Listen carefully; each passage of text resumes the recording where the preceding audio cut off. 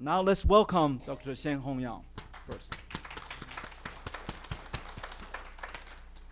Thank you, Bob. Thank you very much.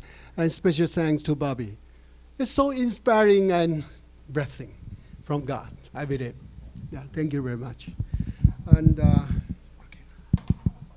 ladies and gentlemen, I want to thank you for me have the chance to speak for Taiwan here. And I want to explain why Taiwan matters to the world. Freedom is not free. Everybody knows. Peace is also so expensive. And dignity is not cheap. Health is so not easy to earn. We all experience that. Most of the people share the same feelings now globally, including Taiwan. In the past 2 years, the people of the world have faced pandemic, war, and refugees and deaths. The famine is the crisis ahead. Invasion of Ukraine is still a great problem, especially when China is evilly helping Russia to so obviously. China has expressed the double the ambitions to invade Taiwan stronger than ever. This alarming message draws the attention of global democratic country to Taiwan.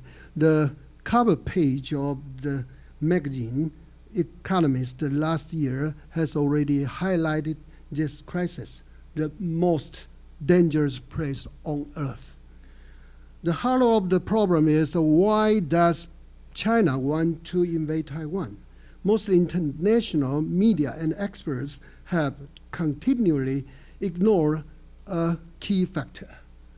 China wants to see the Taiwan Strait, the most important shipping route in the world. The route accounts for more than 50% of the world high technology GDP. More than 1,000 oil tankers, chemical tankers, container ships, and aircrafts travel through it every day. The Taiwan Strait is the major bloodline of the global democratic countries and a vital pathway for the United States economy. Under the clock of invading Taiwan, the Chinese Communist Party's true goal is to cut off war-free trade. Annually, I give you another statistics from Taiwan National Security Council. 1.7 million aircrafts passing through the ADIG of Taiwan. And in the seas surrounding Taiwan, there are also 0.55 million ships navigating along the island seashore. So Taiwan Strait has become a globalized common asset for navigation, safeguarding the transportation security of the world, and Taiwan must become a permanent democratic and free base for the sustainable development of the world's GDP.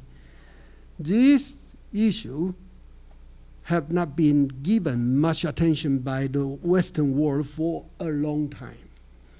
Once the Chinese Communist Party seizes Taiwan, they will turn Taiwan into a military base that threatens the safety of everyone else. The Chinese Communist Party's strategy against Taiwan, we noted, is to keep the island, but not the people.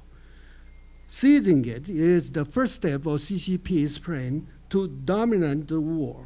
They will start by deploying nuclear weapons in Taiwan Island and to target neighboring countries and United States. The Russian invasion of Ukraine is also of significant importance to Taiwan. Putin's success would cause the United States to provide endless military support for its NATO allies, leaving no resources to protect the safety of Taiwan Strait, the East China Sea, and the South China Sea. At that time, China will have an opportunity to invade Taiwan by force.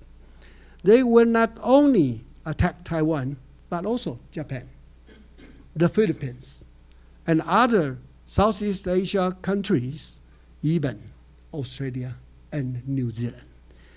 Shinzo Abe, the former Prime Minister of Japan, is the first one that realized this threat.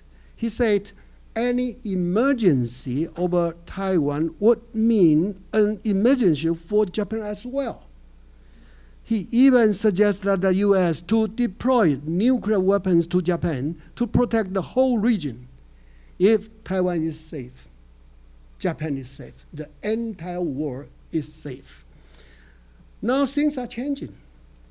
A new initiative for more effective and efficient cooperation in support of the Pacific Island priorities. White countries, Australia, Japan, New Zealand, the UK, and the United States launch an inclusive informal mechanism, the Partners in the Blue Pacific, PBP. It is a good beginning. Last week, G7 leaders relaunched the newly renamed Partnership for Global Infrastructure and Investment, pledging to raise 600 billion in private and public funds over 5 years to finance the needed infrastructure in developing countries and to counter China's Belt and Road project. It is also a good news.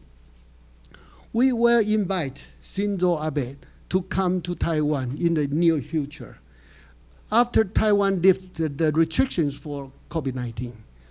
We also hope to hold an International Religious Freedom Summit in Taipei next year, 2023. Before that, Taiwan has many things to prepare. Most importantly, if the Congress of the United States will want to amend the Taiwan Relationship Act to strengthen the support for Taiwan, simultaneously, we hope it must include the recognition of Taiwan's sovereignty. Japanese Congress is also considering a Taiwan Relations Act after this July election.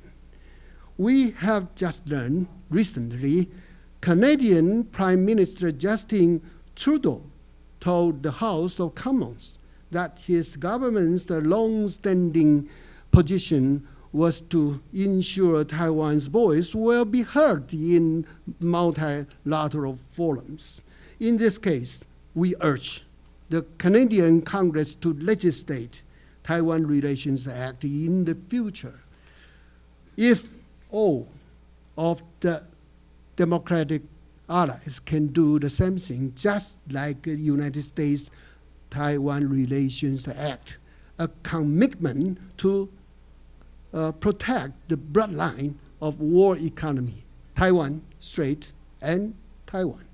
Thus, the global strategy for democratic allies must be changed more quickly, not only to recognize Taiwan as a sovereignty and an independent country, but also to make sure that Taiwan will be an inseparable part of democratic territory.